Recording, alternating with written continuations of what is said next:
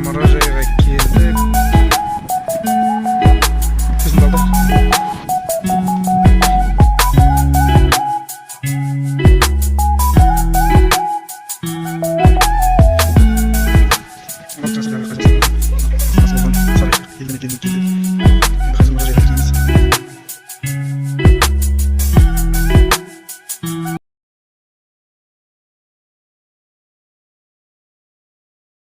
Сарайшық қаласының 13 ғасырдағы бейнесі.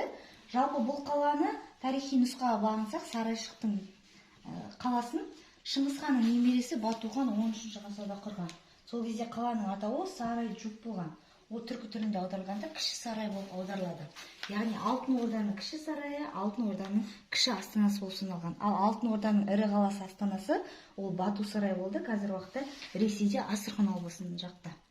Қаланы Жайық өзені қоршап тұрған, сол себепті бұл қала стратегиялық маңызды жерде орналасқан деп есептеледі. Міне, бұрынғы кезде Жайықтың арнасы осылай аққан, су өте көп, арнасы өте кең болғасын, саяхатшылар бұл суды ұлы су деп айтатын болған. Бірақ бірнеше рет өзінің арнасын өзгертіп, 1942 жылы Жайықтың арнасы мына жерден қосылады, өзінің табиғи жағдайларымен. Қазір уақытта Жайықтың арнасы былай баяғыда айналып емес, мына тікелей ағып жатыр. Қалашықтың үстінен 350 жыл бойы Ұлы Жібек жолы жүрген. Яғни бұл қала үлкен сауда орталығы болған, жан-жақтан келген Қытай елінен, Европадан, Азиядан жүрген керуендердің барлығы осы қалашықтан тоқтайтын болған. Келген керуендер, саяхатшылар қалаға осындай үлкен қалқымалы, жылжымалы көпір арқылы кіре алатын болған. Мына жерге назар аударсаңыздар, мына астында қайықтардан тұратын көпір, деректерде кездеседі, бұл көпір ашылып жабылған дейді. Мына жерде сіздерге көрініс, өздерінің көліктері, сол кездегі жылқы, түйе арбалармен бірге керуендер осы қалаға көпір арқылы кіре алатын болған. Және де келген саяхатшыларға керуендерге арнап, бұл қалада керуен сарайлар салынған. Шамамен мына жерде сіздерге шамамен көрсетіліп отыр. Керуен сарайлар ол сол кездегі қонақ үйлер. Екі қабаттан шамамен 40-45 бөлмеден тұрған. Соның ішінде асханалары, моншалары, демалатын бөлмелер, жүктерін қоятын қоймалар, ана көліктері, жылқы, түйе арбаларын қоятын үлкен қоймалары да болған. Бұл қала және де рухани астана болған. Себебі 1262 жылы Батуханның інісі Берке хан Сарайшықта алғашқы рет ислам дінін қабылдаған. Ал оған дейін адамдар бұнда көк тәңірге, көк аспанға құлшылық еткен, теңгерянство болған.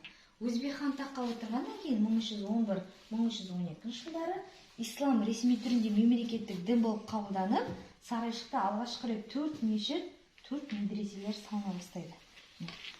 Сонда Жайықтың суы қалашықты да, Сарайшықта үлкен алма бағы болған соң барған су шегіп кеткен. Мына жердің қазір уақытта көп жердің су шегіп кеткен. Сіздер қазір барсаңыздар, тек қана қалпына келтірілген түрлерін көре аласыздар. Яғни реставрация жасалған 2010 жылы бұл жерде реставрация 13 ғасырдағы Алтын Орданың астанасы Сарайшық. Шыңғысханның баласы Батуханның кезінде болған.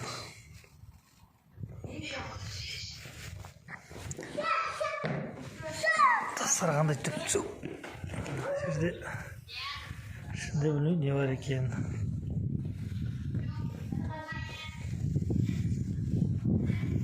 Жарықтық.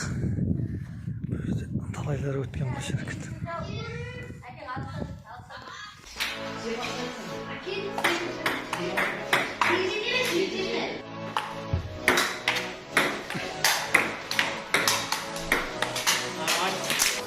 Lala, tamақ шимады,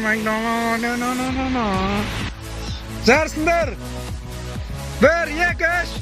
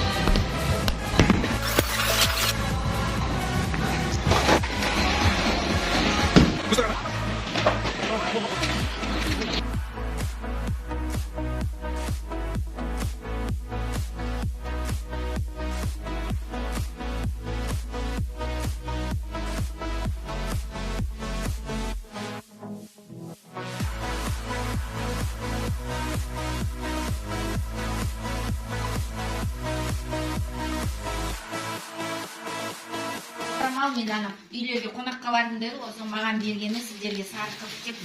Иә, ал мойындарыңызға тартарсыздар. Сосын Нуриктің достарынан да рахмет көп ата-аналарына сеніп жіберіп жатқан. Енді жақсы оқыңдар, Қазақстанның болашағы сіздер, ертең ата-анаңызды бағып, осы елді көркейтетін. Нурикке қарап қойыңдар енді. Скажи мне, кто твой друг, я скажу, кого ты единого. Нурикке, сендерге бәрі жұмылас білгенде қосылсындар. Өте қуаныштымыз. Жазда да келіп тұрыңдар, енді жазда больше қыдыратын жерлер. Қазір жұқа үстері, жұқа күткімен келіпті, мен қанша мамалар. Аяқтарды жұқа. Иә, қалың кигізіңіз, қалың деп. Жұқа келіпті, сонымен көп далаға шыға алмай қалып жатыр. Сіздерге на память мынандай стакан. Мынау черный болғанмен, мынаған кипяток құйсақ, фотосы шығады екен. Серік жасатып алып келді бүгін. Атыраудан естелікке. Су салса ма? Иә, сондай. Осы стаканды пайдаланып, Атырау... Қара, ағарып жатыр. Су құйғанда. Не жасайды? Сондай жасайды екен жағында. Мына Атыраудың суреті. Ашөкен ба жасайды? Үшеуінің суреті жасайды. Негізі төртеуінің суретін беріп едім, шатасып кеттік, үшеу болып кетті. Нұрлан жоқ та? Нұрлан. Нұрлан да бар еді қасында.